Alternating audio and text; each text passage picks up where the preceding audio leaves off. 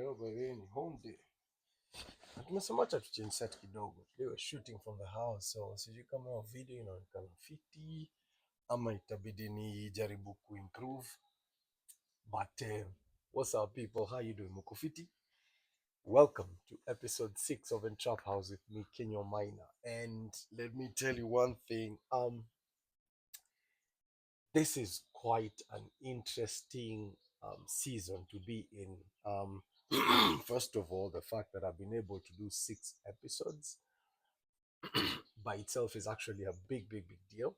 Poleni sana, tumechukua short break because kulikuwa na a lot of things happening. Remember I told you I'm still a man wa mjengo, so kuna shughuli mbili tatu zimetokea. Usually December we usually get 1 or 2 situations that we have to jump in and do a lot of things, and I've been grateful to actually do stuff. Sai ni the day before the festivities set in. Today is the 24th. So let me start by telling you all Merry Christmas and take time to appreciate you for being the person that you've been this year. Tumechapa shughuli mingi. We've had a lot to learn. We've done so many things. And now, because it's that season when some of you at work are actually winding up, to break out for the festive seasons. Some of you are probably on the way traveling to your various destinations, whether it's a holiday, going to join with family just to have your festivities. Some of you all are going to be chilling and just staying. I mean, preference ni yako. The thing is this, we made it. 2025 inakaribia kuisha, yet we're still here, strong, standing, focused and ready for the next event.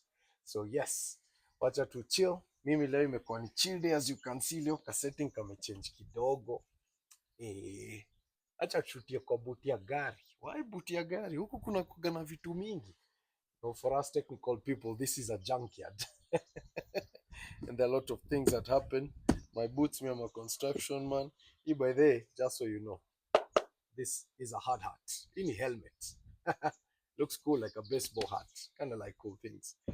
But anyway, yeah. So today, I want us to talk about something very interesting. That ni kitu moja, kuna section of the population that is very scared of, but then there's also a section of the population that is very daring when it comes to the uptake of this particular topic of today.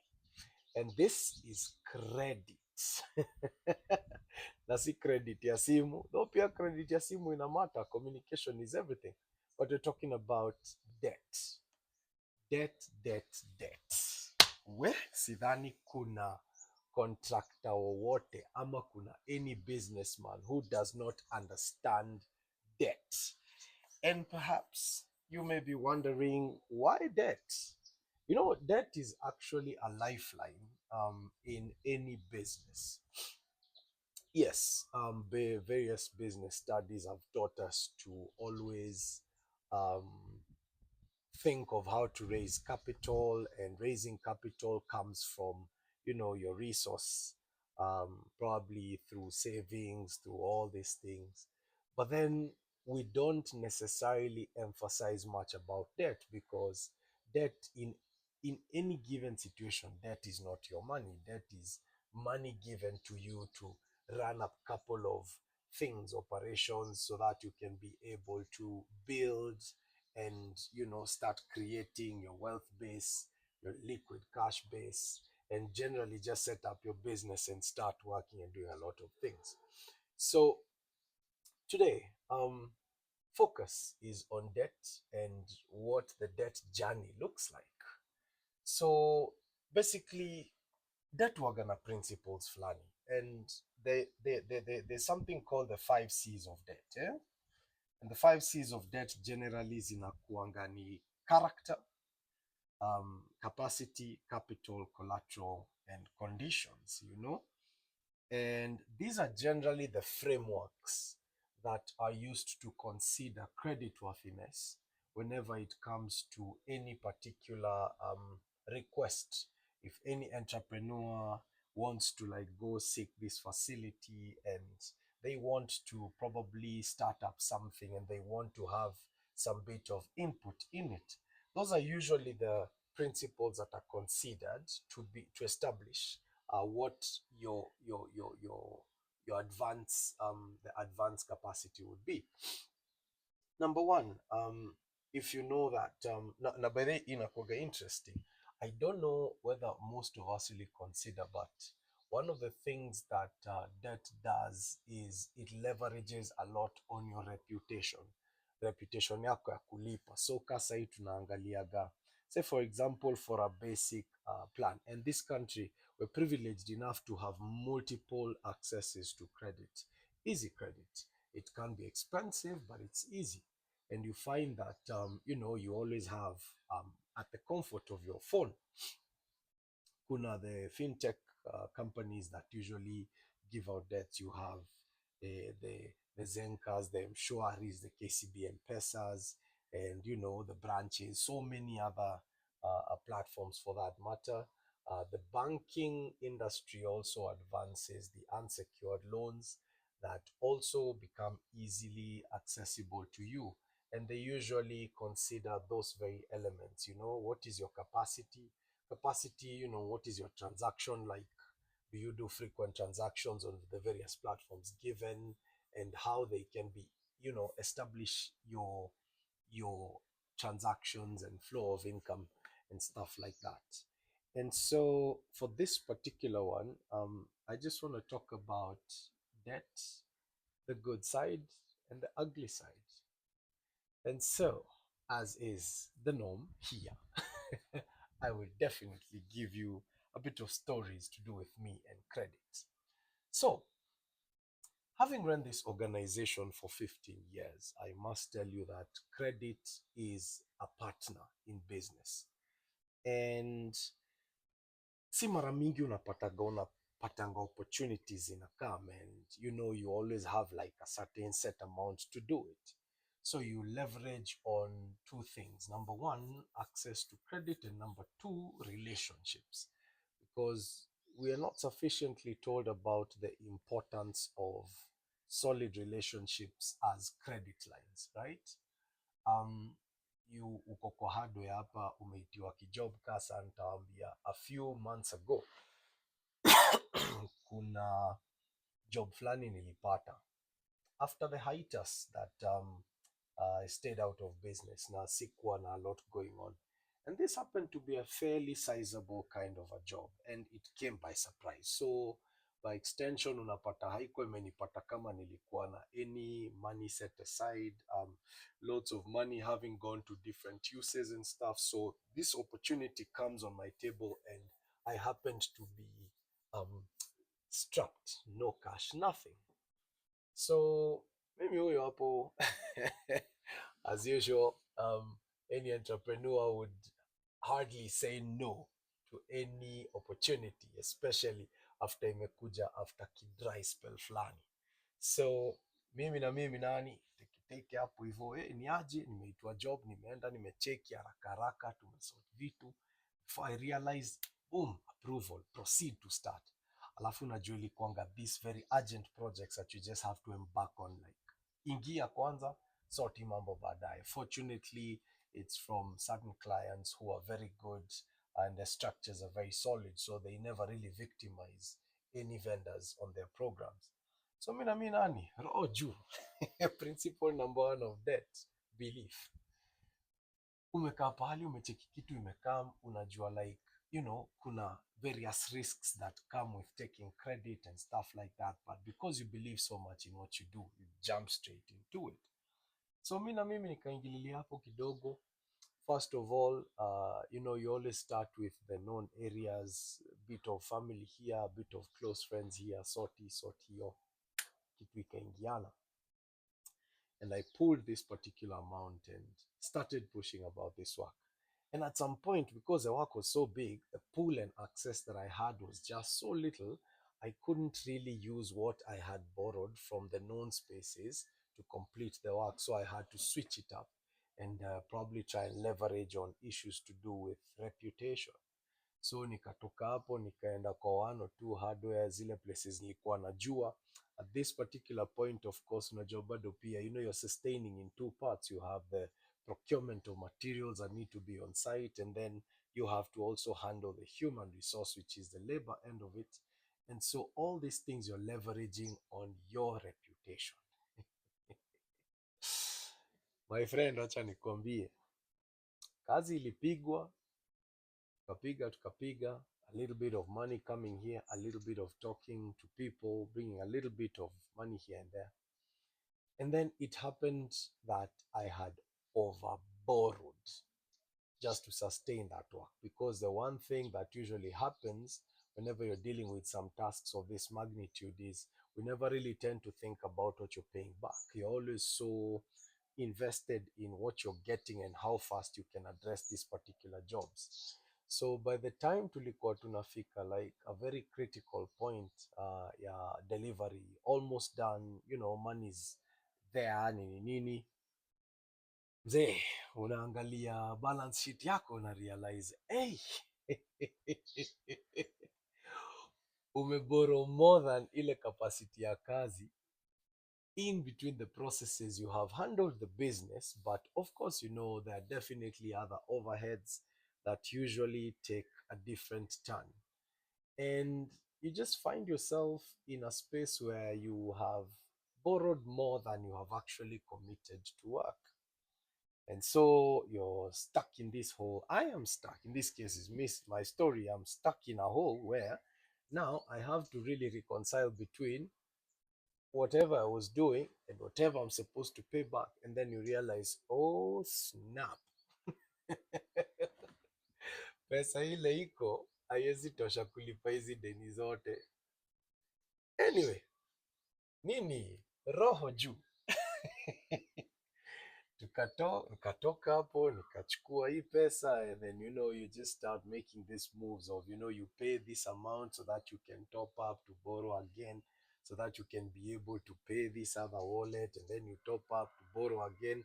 And all this time, what really happens in your head is that you're going to work your way out so that you can build, or you can gain a certain task somewhere so that you can be able to make more money that will sort out the front loaded cost.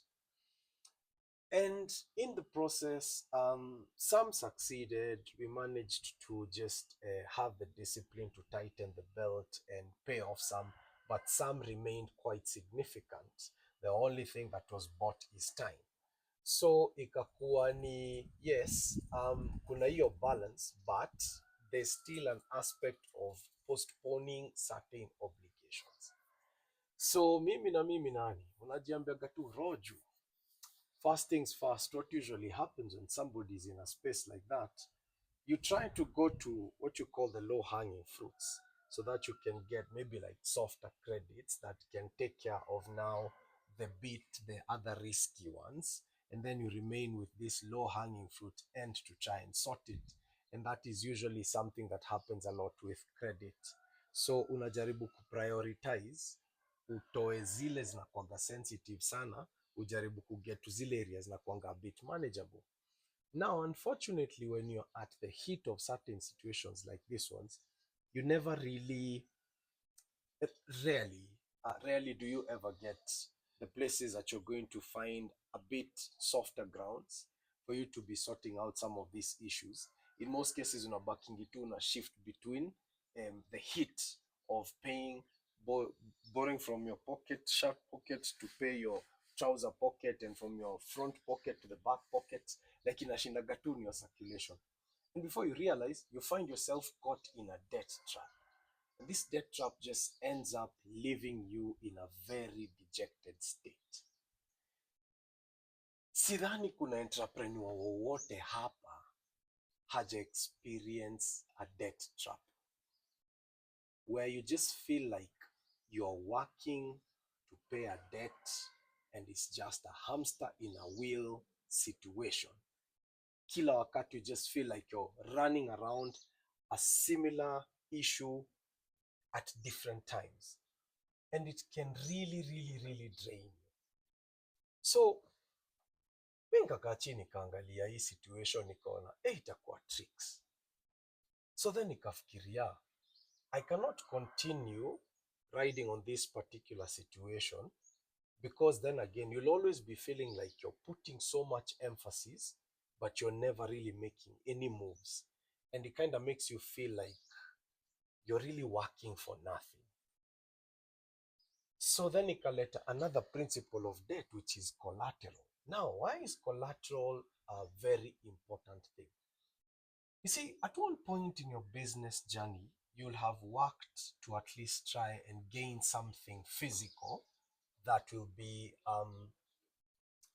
an acquisition, you know, and that acquisition will be backed by either a certain certificate or a document that, epitomizes your hard work.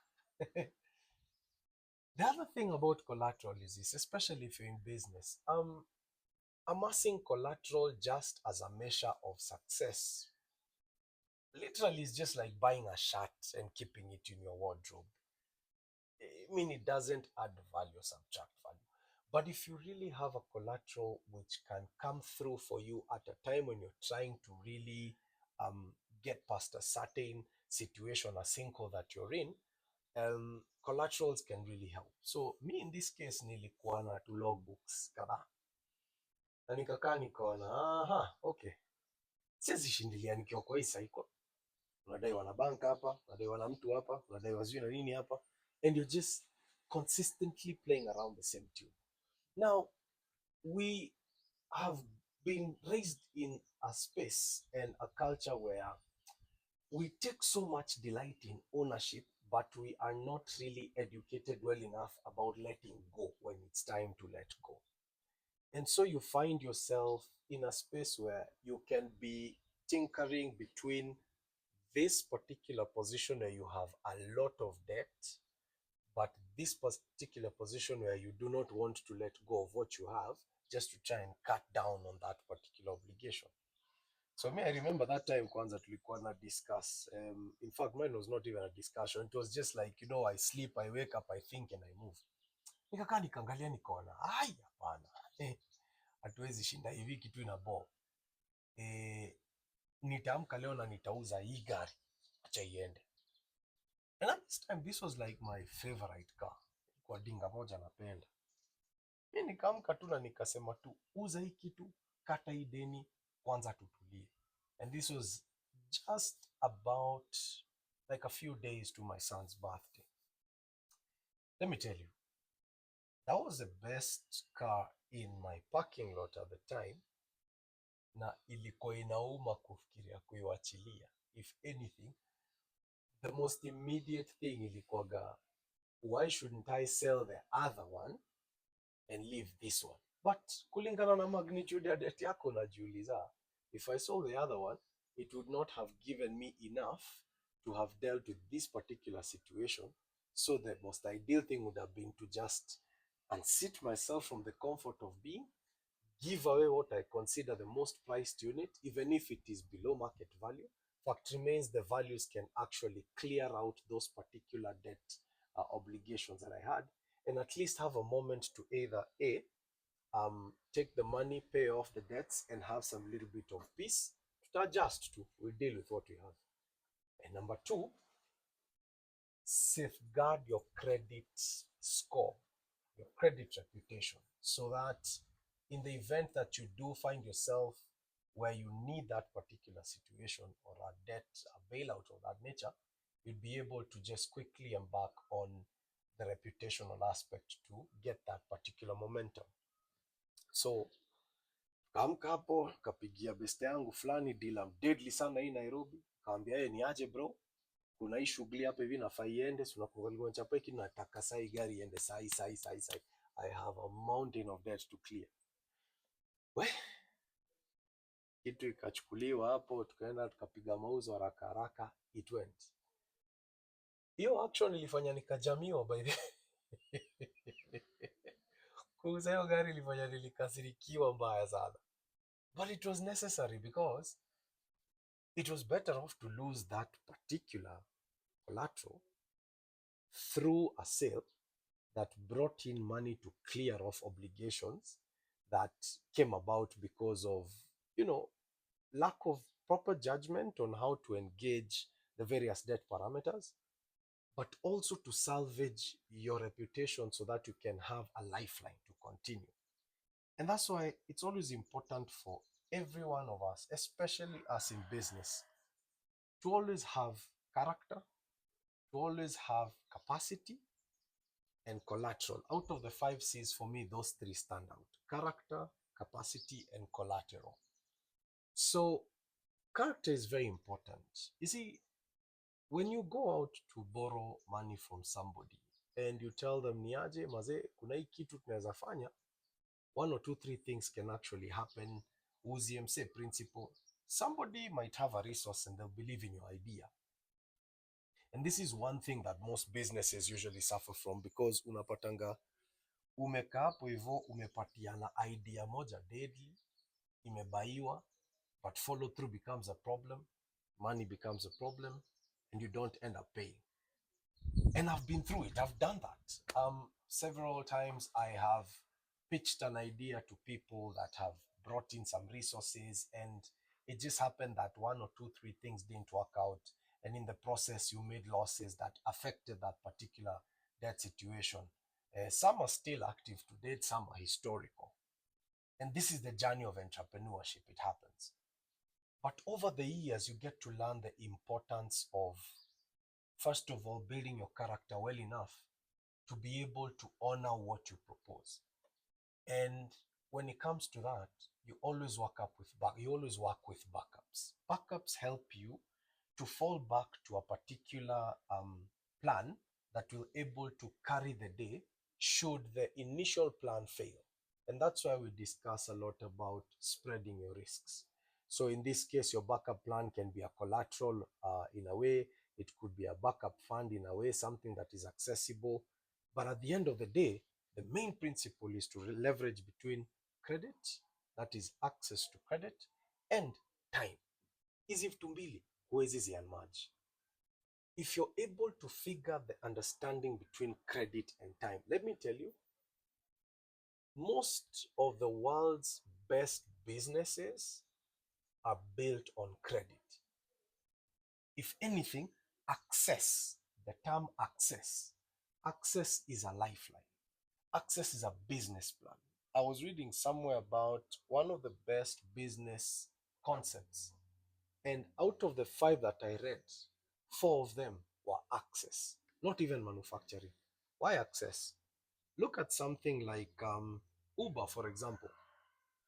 Uber is a company that is a mobility company, right? But Uber don't own the assets. They're not the owners of the cars. No, they just created a platform that creates access. It links possible drivers to a bunch of, what do they call them? Passengers that need to move from point to point. That is access. Look at any subscription-based model. Ukiangalia kitu kama Netflix, for example. Netflix is this platform that is based and it's established from, munakumbuka kitambo used to rent videos. Ulikuwaga na your local video shop where you used to go and get a cassette to watch a movie, you rent it for 5 days and then you return. And then these guys figured, hey, okay, how can we leverage this and take it to a stream environment where you can be able to charge subscription? That is access, access to credit, access to all these things. And if you're able to work on your access, and access is heavily dependent on reputation, character, you can be able to build institutions that have a timeless approach. You can build an asset worth, and in the process, you can take care of your stuff. So for me, the thing that really came clear, and it is still a learning lesson, because at some point you'll find yourself having done everything, and then you just take into an opportunity, and the opportunity just fails to materialize. And at that time, probably your collateral or all these things are just not sufficient enough to take you out of debt. What do? Keep your communication right. Own up your mistake. Like, at the end of the day, the best thing that you can ever do for yourself is to be extremely honest about your position. Hakuna mtu waga ana expect 100% perfection. Yes, you expect systems to work, but even institutions have considerations of delays and a little bit of layovers to allow for recovery. Recovery will come out best if your communication is right. So, this is me reminding you again, credit is a lifeline. Usiogope deni. Ati because you took up a business and you went and you tried something and it failed, and all of a sudden you have people coming out to you asking you, oh, pay back or do this, do that. It's normal to demand and follow. But remember, the idea is always greater. So don't fear that credit. Use it. Change your strategy. Try to accommodate as many things to build your system well enough to be able to balance that particular cycle. Again, remember, most of the businesses invest more in the person and the idea than they do because the person has a certain asset base or anything like that. Work on your principle, work on your collateral, work on your character, build your credit. Sindio? Thank you so much for your time. Please, wacha niwakumbushe bado, we're still on the journey to hit 1,000 subscribers on our YouTube channel. And so far, nimeangalia leo, tuko around 65. That's actually a plus. And I am requesting you to keep following, keep liking, keep sharing, and help us grow this channel. Sindio? Sooner or later, we're going to start hosting you so that we can have these discussions and just get to listen to the various pieces of wisdom and lessons that we've all covered from different sectors. So keep it here. Let's do this. Indio. Peace. And happy holidays. Cut.